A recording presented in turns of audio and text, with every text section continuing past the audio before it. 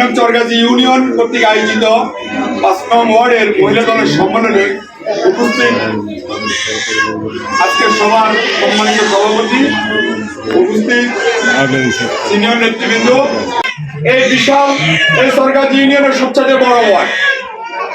আমরা এখানে একটা অঞ্চল নিয়ে, যেহেতু এই ওয়ার্ড এই মাথাতে পরিমাণ অনেক বড়, প্রত্যেক মহিলাকে সংযুক্ত করা যায়নি। এখানকার কেন্দ্রের আশপাশের মহিলাদেরকে নিয়ে আমরা আসতে বসছি। প্রিয় নেতৃবৃন্দ, আপনারা জানেন স্বৈর শাসক ফ্যাসিস্ট শেখ হাসিনা গত 16 বছর এই দেশকে শাসন করেছেন, এই দেশের মানুষকে লুণ্ঠন করেছেন, হত্যা করেছেন, খুন করেছেন, নারী নির্যাতন করেছেন। এই ফ্যাসিস্ট শেখ হাসিনার কুলাঙ্গার ছাত্রলীগেরা নারী নির্যাতন করে, নারীকে ধর্ষণ করে বিশ্ববিদ্যালয়ের মতো কলেজে, বিশ্ববিদ্যালয়ের মতো এলাকায় তারা উল্লাস করেছেন। আপনারা জানেন আজকে ইউটিউবে বিভিন্ন চ্যানেলে দেখা যাচ্ছে আমাদের ভাইদেরকে তারা কি অমানবিক অত্যাচার অবিচার করে নৃশংসভাবে হত্যা করেছে। তাহলে বোঝা যাচ্ছে আওয়ামী লীগ একটি ফ্যাসিস্ট, খুনি, ডাকাত, সন্ত্রাসী সংগঠন। প্রিয় নেতৃবৃন্দ, আপনারা জানেন গত 5 আগস্ট বৈষম্য বিরোধী ছাত্র আন্দোলনের ব্যানারে ছাত্র জনতার গণ অভ্যুত্থানে ফ্যাসিস্ট শেখ হাসিনা দেশ থেকে পালিয়ে যায়। প্রিয় নেতৃবৃন্দ, ফ্যাসিস্ট শেখ হাসিনা পালিয়ে যাওয়ার পরে আমাদের নেতা, গণমানুষের নেতা, যার কথা বিভিন্ন বক্তারা বলেছেন, যিনি 2001 সালে রামগতিতে বিপুল ভোটে আপনাদের প্রত্যক্ষ ভোটে এমপি হয়েছেন, 8 সালে পুনরায় আবার আপনাদের প্রত্যক্ষ ভোটে এমপি হয়েছেন। 8 সালের পরে আর এই দেশে নির্বাচন হয় নাই। 14 সালে নির্বাচনের আগেই সংসদ গঠন করে একটি সংসদ গঠন করা হয়। 14 সালের পরে 18 সালে দিনের ভোট রাখতে দিয়ে একটি ভুয়া সংসদ গঠন করে একই কায়দায় 24 সালে তারা ভোট ডাকাতি করে মানুষের অধিকার হরণ করে একটি সংসদ গঠন করে। তারপরেই তাদের 5 আগস্ট বিদায় ঘন্টা বাজে। প্রিয় নেতৃবৃন্দ, যারা এই আন্দোলনে, এই স্বাধীনতায় জীবন দিয়েছেন, তারা আপনাদেরই কারো ভাই, আপনাদের কারো সন্তান, আপনাদের কারো বোন, এই এলাকায় এই বাংলাদেশের সন্তান। আপনারা জানেন এই 5 নম্বর ওয়ার্ডের লাশমাতায় সাইফুদ্দিনের মালিকের ছেলে সাইফুদ্দিন সবুজকে তারা ফেরিতে গুলি করে নির্মমভাবে হত্যা করে। আমাদের 4 নম্বর ওয়ার্ডের আরেকটা ছেলে আজকে বিদেশে আছে চিকিৎসাধীন, তাকে গুলি করে যাত্রা করে ফেলেছে, বাইরে বিদেশে আছে এখন চিকিৎসাধীন।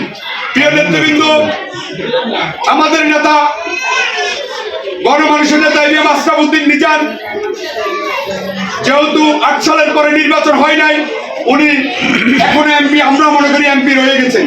অনেকে এখনো বলে আশরাফ উদ্দিন নিজানকে এমপি, কেউ সাবেক বলে না, যদিও উনি কাগজপত্রে আমরা সাবেক বলি। প্রিয় নেতৃবৃন্দ, আশরাফ উদ্দিন নিজান সাহেবকে আমরা যারা সামনের সারিতে বসাতেছি এবং আমাদের বিভিন্ন ইউনিয়নের, বিভিন্ন উপজেলার, কমলনগর, রামগতির সম্পূর্ণ নেতৃবৃন্দ আগ থেকে আগাম বার্তা দিয়েছেন, আপনাকে ভোটের মাঠে নামতে হবে, আপনাকে ভোট করতে হবে। প্রিয় নেতৃবৃন্দ, এবি আশরাফ উদ্দিন নিজান বলেছেন, আমি হাদি মিয়ার ছেলে, আমি 2 বারের সংসদ সদস্য, আমাকে মানুষ ভোট দিয়ে এমপি বানিয়েছে, আমি হারি নাই, আমি তোমাদের কথায় ভোট করব না, তোমাদের কথা ভোটের মাঠে নামবো না। আমি ভোট তখনই করব আমার প্রত্যন্ত গ্রাম অঞ্চলে গিয়ে আমার মা বোনদেরকে জিজ্ঞেস করব, তারা যদি বলে আমাকে ভোট করতে, আমি ভোট করব। আমার কৃষক, শ্রমিক, সাধারণ দিনমজুর, সাধারণ মানুষকে জিজ্ঞাসা করব, তারা যদি বলে আমাকে ভোট করতে, আমি ভোট করব। প্রিয় নেতৃবৃন্দ, এই আশরাফ উদ্দিন নিজান 2001 সাল থেকে 2024 সাল পর্যন্ত বাংলাদেশ জাতীয়তাবাদী দল, এই দলের নির্যাতিত কর্মীদেরকে লালন পালন করে আসার পরে এই নেতা কর্মীরা যখন ওনাকে ভোট করার প্রস্তাব করে, আশরাফ উদ্দিন নিজান প্রত্যাখ্যান করে আপনাদের মতন গ্রামের মহিলাদেরকে সম্মান করে বলেছেন, আপনারা যদি প্রায়োরিটি দেন, নিশ্চয়তা দেন, ভোট করতে বলেন, তাহলে ভোট করতে হবে, ভোট করবে উনি। তাহলে বুঝতে হবে আশরাফ উদ্দিন নিজান আপনাদেরকে অত্যন্ত ভালোবাসেন। আমরা যে ওনার সাথে দীর্ঘদিন রাজনীতি করি, আমাদের চাইতে আপনাদেরকে বেশি ভালোবাসে। তার উদাহরণস্বরূপ একটি কথা বলি, করোনা ভাইরাস যখন এই দেশে এসেছেন, তখন উনি বিভিন্নভাবে এই রামগতি, কমলনগরের মানুষকে সহযোগিতা করেছে।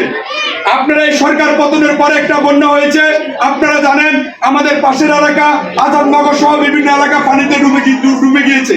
সেই সময় আশরাফুদ্দিন মিজান এই এলাকায় এসে বলেছেন, আমার মা বোনেরা, আমার বন্যা কবলিত এলাকার মানুষগুলা যখন ঘরে ফিরে যাব, এর আগে ঘরে ফিরে যাবে, আমি তখন ঢাকায় যাব, এর আগে আমিও ঘরে ফিরবো না, আমিও ঢাকায় যাব না।